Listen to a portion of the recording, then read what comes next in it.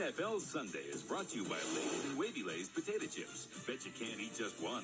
By Porsche, there is no substitute. By Splitfire, the patented performance spark plug.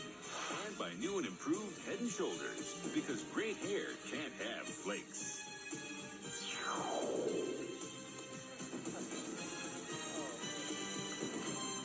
All right, welcome back to Fox NFL Sunday. The AFC champion San Diego Chargers get no time to enjoy their past success. Now, they not only start their season today facing a formidable AFC West rival, the Raiders, but the game is being played in the Raiders' new old home of Oakland, a city they abandoned 13 years ago.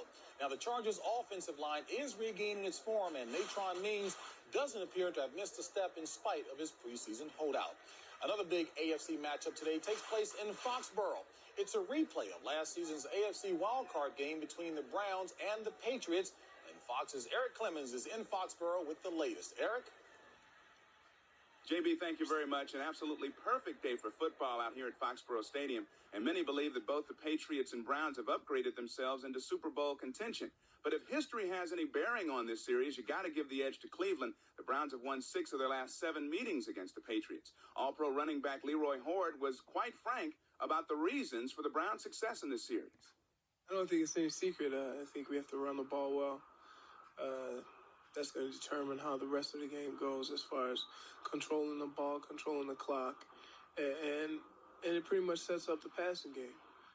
The Browns' defense also seems to have Drew Bledsoe's number. In 3 career starts against Cleveland, Bledsoe's completed only 43% of his passes with 2 touchdowns and 8 interceptions. But things might be getting better for the third-year star. At least the relationship with his boss is. The relationship is mellowed to a certain degree. I think he has more confidence now that I'm going to make the right decision most of the time. And because of that, he's been able to back off of me a little bit. You know, he doesn't feel like he has to be on me every play. At the same time, I know that if things start going wrong, it's going to be right back to the same old thing. Couple of final notes. All-Pro safety Eric Turner, who ended his holdout earlier this week, will start today for the Browns. And Patriots right tackle Pat Harlow is nursing a sore ankle. He'll be a game-time decision. That's the story from here at Foxborough Stadium. Let's head back to Hollywood and James Brown. JB? All right, Eric, he talked about Cleveland's defense, Howie. My goodness, Cleveland's D had everybody's number last year, allowed the fewest points in the league, under 13 a game. Virtually no one got in the end zone. Yeah, especially Drew Bledsoe. He had his problems with Cleveland's defense.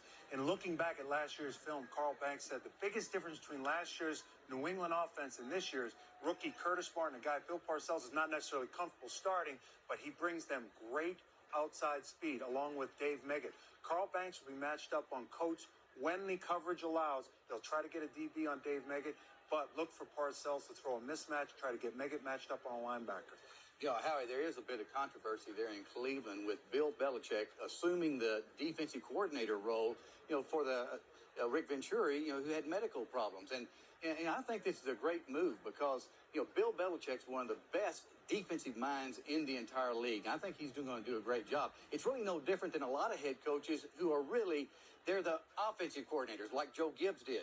Now, a few years ago, Marty Schottenheimer, he caught some flack about doing the offensive coordinator role. That was back in Cleveland. Psyche is the most important thing, especially for a quarterback. Bledsoe looks at the 2 games against Cleveland. He says, I have thrown 7 interceptions, only 1 touchdown pass. And I, as a player, remember, certain teams have your number. The Browns have his. You'll have another bad day. A bunch of teams had my number.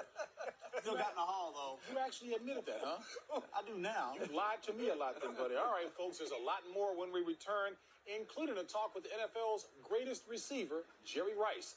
Also, some old rules are being strengthened to help save the quarterback from hits like this. And Pam Waters will bring us up to date on Ricky Waters, who's moved to a new beat in Eagletown. They treat me so good, it's like family. It's like family here, and I feel well respected. I feel good. I feel comfortable. I'm just ready to play. And play he can. He's carrying, as you see, 66 catches, 11 total touchdowns last year. Carries those numbers with him to Philadelphia. Back with more right here in Hollywood after this.